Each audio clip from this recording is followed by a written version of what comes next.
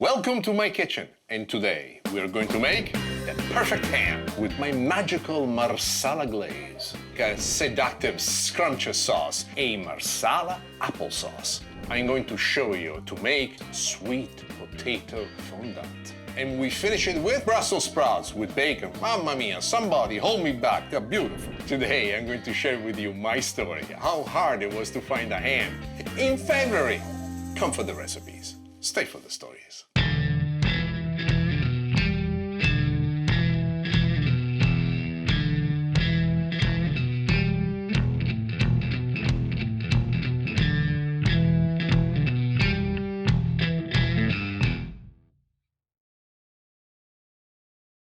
The making of a TV show is a fairly difficult endeavor. Not because it's difficult to make it, but because everything that you think is going to go your way, actually, never goes your way.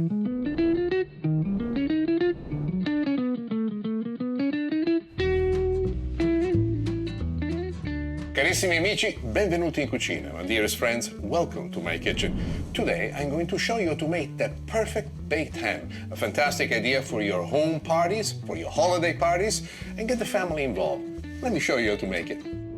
We preheat the oven to 350 degrees. And now, let me show you how to score the ham. I would like to tell you that this ham is an Italian recipe, but it's not. I learned this here in America. I remember one of the first holiday parties I was invited to that they had this huge piece of ham just like this, and I said to myself, I need to learn how to do that. The one thing that we need to do beforehand is to score the ham. Why? Let me show you. This skin, as you can see, is very, very tough. So what I like to do using a very sharp knife like this, I like to score it all the way down like this, going down the skin. And the purpose of this is that when we'll create the glaze later on, one of the important part is that the glaze will leak into the flesh of the ham through these openings that we're doing. And then I'm gonna go across almost as if making a diamond pattern. There are two schools of thoughts here. One is that you should be taking the skin of the ham off. I do not prefer that option. I've done it before. I like to keep it on top. It gives me the option to serve it to my guests because this skin becomes super crispy and super sweet. Some people even take it for dessert. So here I'm going to get a little bit more, and I go across like this. Now, always be aware of where your blade is at. If you get too enthusiastic and go like this, you might cut yourself. And I speak out of experience, I've done it myself. So very attentive on where you want to be. A few more cuts here at the top, in the back of it. Let's take this, let's move it aside. The baking dish that I'm going to use is rondeau. It's not an Italian word, it's a French word. It basically means the round pan, but it sounds so cool when you say French. Two schools of thoughts here. One is to put the ham directly into it and place it in the oven. I don't agree with the school of thought. Why? The ham is going to let go of the juices. And even though we are cooking at a fairly gentle heat in the 350 range, when it goes to the bottom, it could cause flare-ups. So there's a trick that I've learned from many Sicilian dishes of the past. This is rock salt, the kind of salt that you use for making ice cream. And what we want to do is to put enough in the pan to cover the bottom of it. But why do we do that? It maintains its rock-like consistency all the way through the cook. Also, what it does, it dissipates the juices that come from the ham, which they don't liquefy the salt, rather they harden up underneath and it prevents any kind of flare-up. And for any kind of heat, anywhere between 350 and 450, especially with large roasts, this has been one of my favorite tricks always. So now we're ready to take the ham. We place it right inside our pot, as it is, like this. The oven is preheated, it's waiting for the ham to get in, and let's get started with it. And let me show you how easy it is to make a baked ham.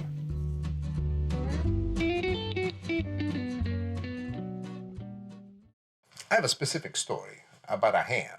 You see, I wanted to do a show about a ham. I thought it was a great idea because the ham is not part of my Italian background, and I discovered ham as a festive meal here in the United States. And I always wanted to learn how to do it. This one time I put my head to it.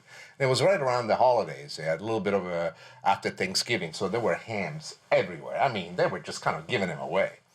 I remember I finally came up with the idea of what I wanted to do, and I wanted to actually do a show about how to cook a ham and all the accoutrements that go with it.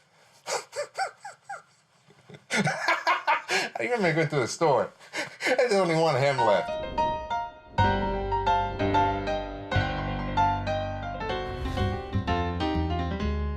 There is a secret to make the perfect ham, and the secret really is in the glaze. Today I'm going to show you how to make my version of the glaze, which contains a Sicilian wine, Marsala. This particular glaze will create a wonderful little crust outside of the ham and still penetrate with some fabulous flavor on the inside. You're going to love this. Let me show you how to make it.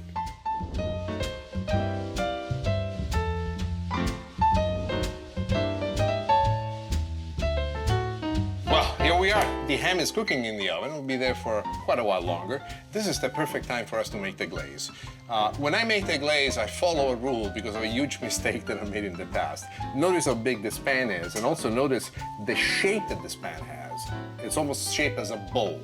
What this does for us, it prevents for the glaze as it cooks and it starts producing big, huge bubble to spill over. I propose that whatever pan you use, you avoid something with straight walls like this, because what it will cause for you, especially on a smaller one like this, is for the glaze to spill over once it starts boiling.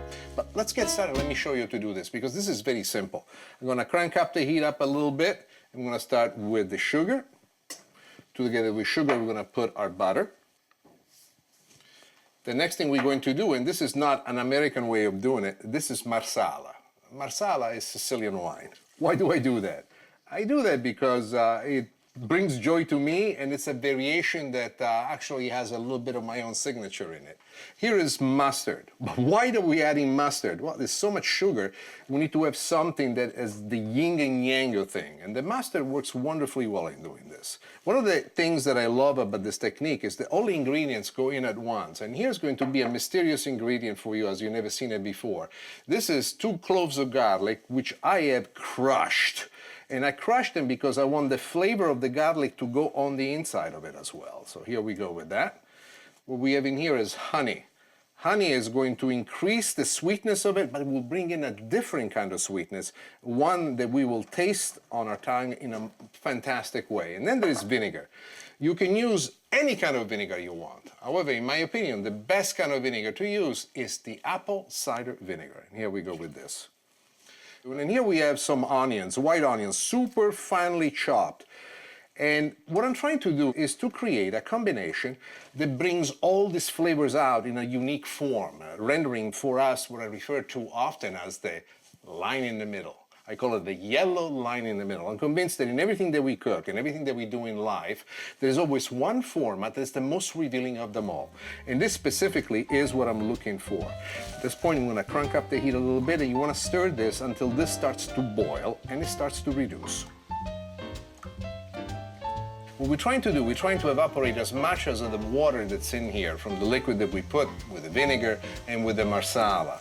And then when we get down to the base of the sugar and the other ingredients, you want to see this glistening and hardening up a little bit. In a certain way, you want to make almost a syrup-like consistency. And you can see right now the way in which it's behaving, that the sugar is going wild on the inside. As the water is evaporating because of the medium-high heat we have it on, and it reduces, you see the wonderful syrupy consistency coming through. But you must always, and throughout the whole process, stir about like this. If you do not stir about and the sugar is left at the bottom untouched, it will actually burn. You want to look at a time between 8 to 10 minutes of continuously doing this and stirring. We're now at the point in which the glaze is ready. I turn it off. As the glaze is cooling off, I set myself up with this other pan right over here, and now I'll transfer it over. Ready? Let me show you. You can see from the darkness of it all, that has reduced to the perfect consistency. This is awesome. And there are the onions, the garlic, all these things that come together. The sugar, of course, you've seen that. The vinegar that fights against the sugar and gives this sweet and tart finish to it. The mustard, who also has its own imprint in this whole thing. These are all flavors that are moving around and playing. This could be a sauce in the form and the way in which it is, but I will use this for coating the outside. And what I love as the end result that this particular finishing touch does is that it creates almost like a hardened crust on the outside of the ham, full of flavor of its own, where even a minimal amount of it will just jump inside your mouth as if it's a wonderful symphony, as if it's poetry. I know, I look like a kid, forgive me. This thing is ready, the glaze is absolutely perfect. The next thing I want to do is to look at the ham and see if the ham is ready now to take the glaze. Let's take a look. have to tell you, the aroma is splendid. So the ham has now been in the oven for just about a couple of hours. We have about roughly an hour left. This is the point where we want to put the glaze on. Now, putting on the glaze is something that we want to do every 20 minutes. And it's quite simple. I like to use a silicone brush because it allows me to really place it in such a fashion that gives me control. Also notice how loose is my glaze. One of the biggest mistakes that you could make is to make it so thick that it becomes hard.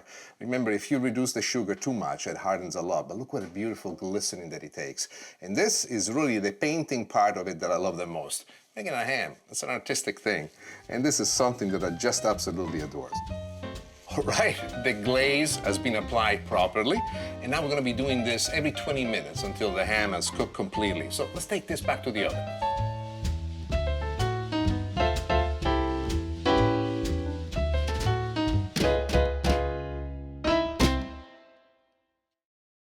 I asked the guy, I said, excuse me, what are the other hams? There was tons of hams like that. Oh, we gave them all back. What do you mean you give them all back? I need a ham. Well, there's one in there. I need more. It's 12 pounds, he says to me. He says to me that. I'm looking at him and says, I need more than one ham. I says, I'm sorry, we have none. I'll be back next November. Mind you, this is now February. What do you do? It's a good thing that my wife, Nancy, she is indomitable. She has this astonishing energy, and she must have been hundreds and hundreds of calls until finally somewhere out in Glendale, we find a store who still had a couple of hams.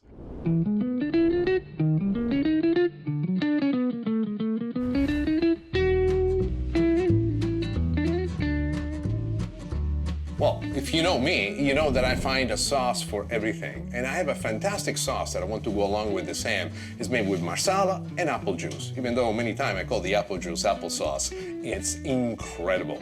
Let me show you how to make it.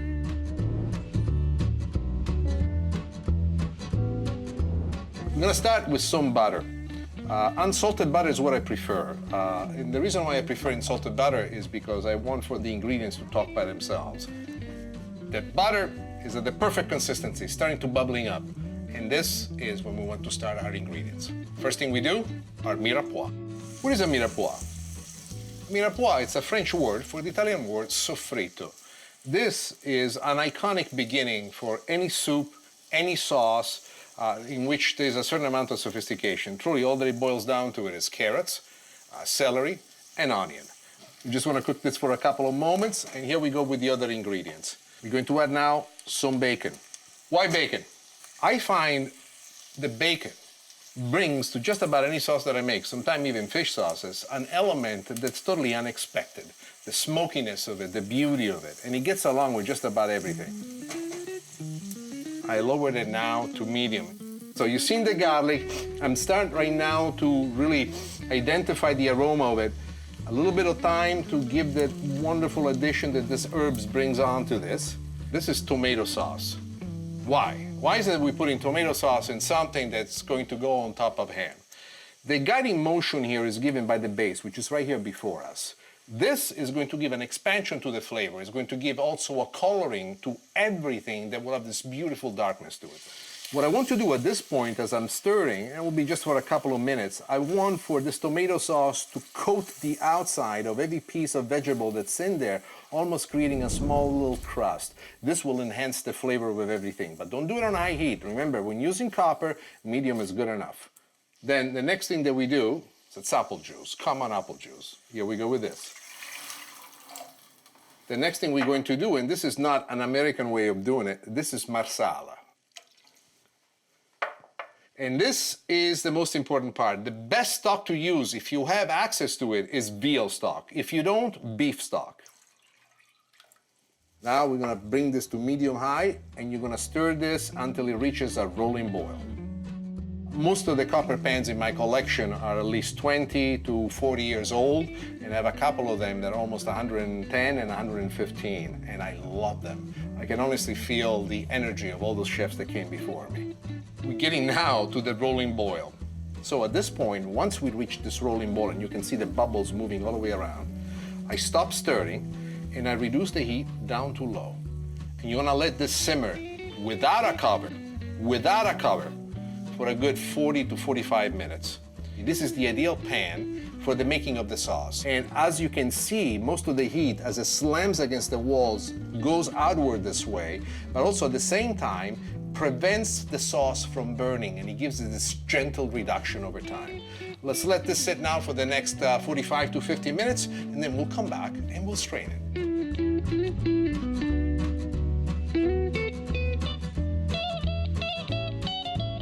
This is the part I love the most when it comes to making a sauce. The sauce has now acquired all the flavors that we wanted to give to, and is commingled into a wonderful finish. But it's not done. We need to do two things to the sauce. We need to strain it first, and then we need to reduce it further, and we'll thicken it up as well. One thing at a time. Let's start with the straining. What I'm doing right here, really, what I'm trying to do is to liberate as much as possible of the sauce. As you can see, all the elements that are giving flavor to the sauce are here. Bring it back to the pan. Well, we reduced the sauce by half. As you can see, there's lesser volume, and the sauce has darkened in the process of doing so. Now, one last thing that I want to do is to thicken it up. The flavor is there, but we need to do a couple of things to get it exactly where we want to.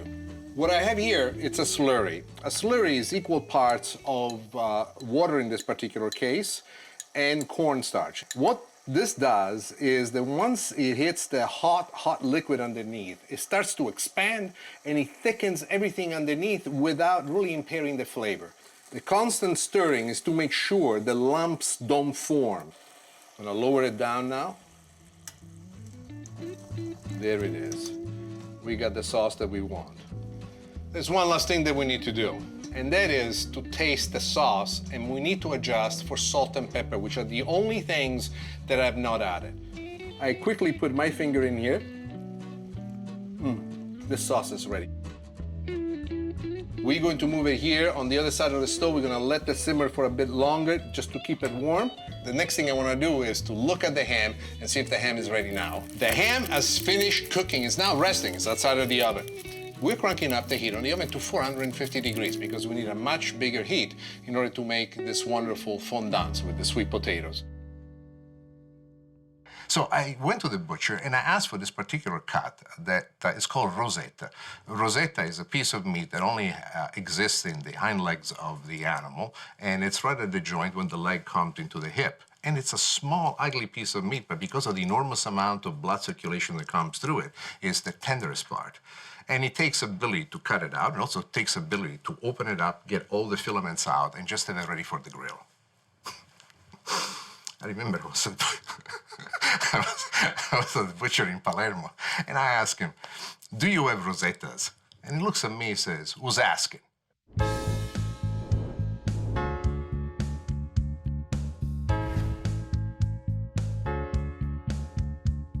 The next thing I'm going to show you how to make is potato fondant, a very old classic recipe, but we're going to do it with sweet potatoes. Not only I'll show you how to cook it, but I'll also show you how to cut them and shape them in a very pretty shape. Let me show you how to make it.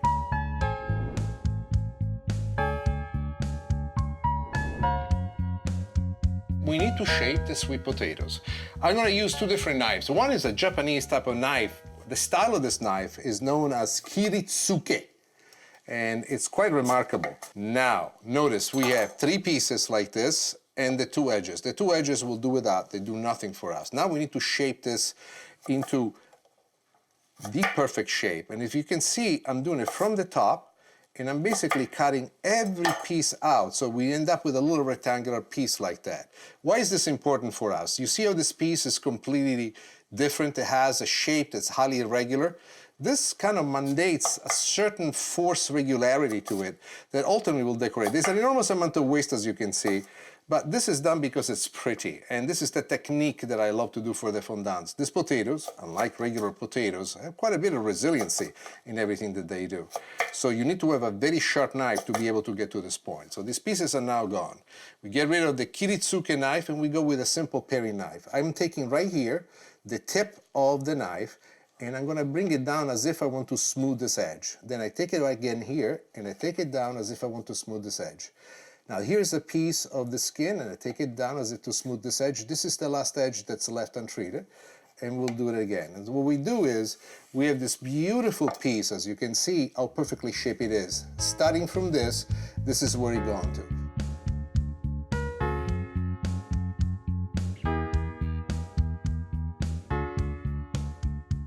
Okay, we cut all the pieces. Now we're ready to cook them, but we're gonna need a different pan, not this pan.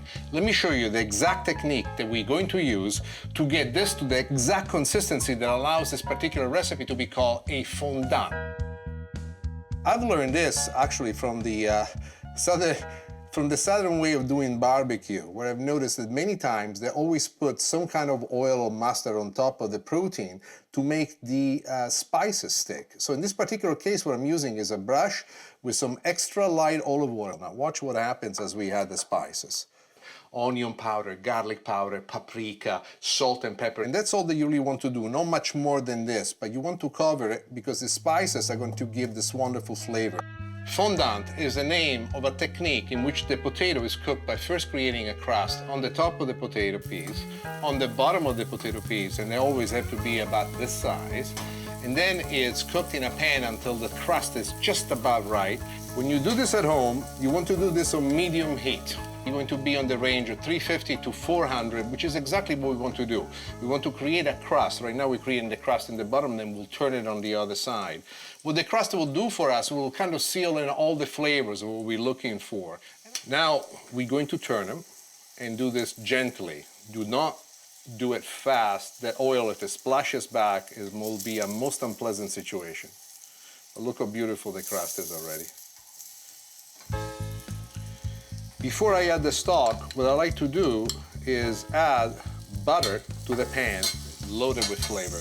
And now we go with beef stock.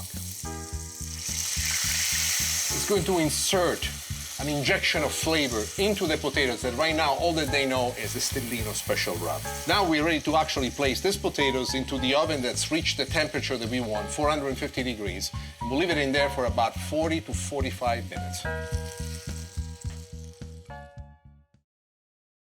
I say, oh, my name is Nick Stellino. My mom, her name is Massimiliana. I don't know her. I say, well, you know me. I wonder if you could do it. I want to cook something special for my mom. She used to make it for us when we were kids. He says, no, I don't have any. And I see that in the back of him, there is the carcass of an animal hanging out. So I said to the man, what if I cut it out myself? I see it's in the back. The man says, ah, you're one of us. I say, yes. He said, come back this afternoon. I'll have it for you. And that's how we became best friends.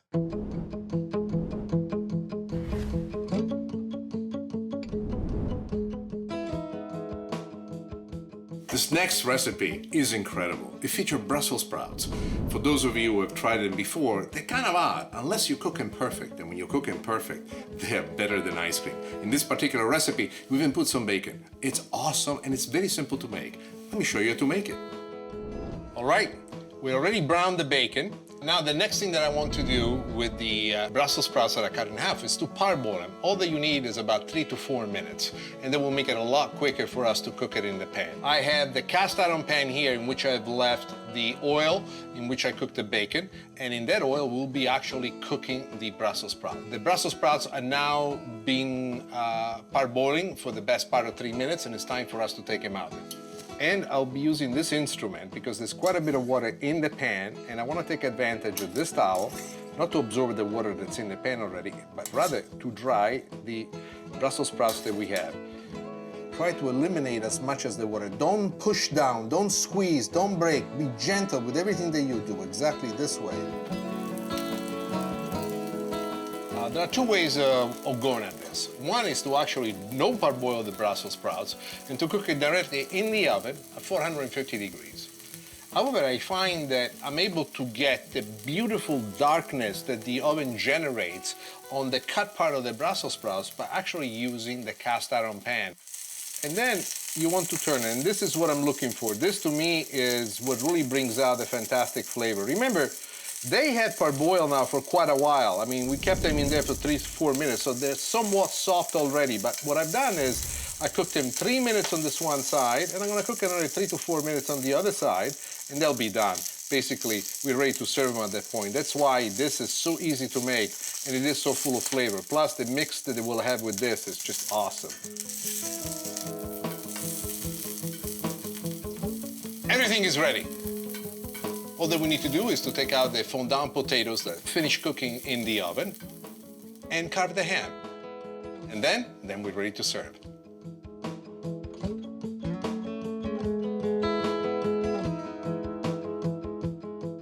tell you that I'm moved by this is to tell you the truth. It's a brand new type of cuisine that I learned here in America, and I found a way to make it extremely elegant.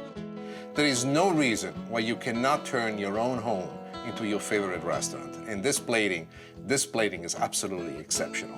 And this is how you make baked ham with a Marsala applesauce, sweet potato fondant, and Brussel sprouts with bacon. That's how we do it at the Stellinos. And in this moment, without knowing why I wanted a piece of meat, this butcher did everything he could to make sure that my mom, for tomorrow's dinner, would have her meat exactly the way she wanted. And I did a fantastic job at it. And my mom gave me a big hug. And I like to remember that. Welcoming us to the kitchen for the first episode of the season. Smile, camera, action. Welcome to my kitchen. Yeah, if you want to get yes. What was that? If usted quiere prendere l'imagen del usted ha de aspettar. La quiero de aspettar, por favor. Prende una tequila. Es muy buena.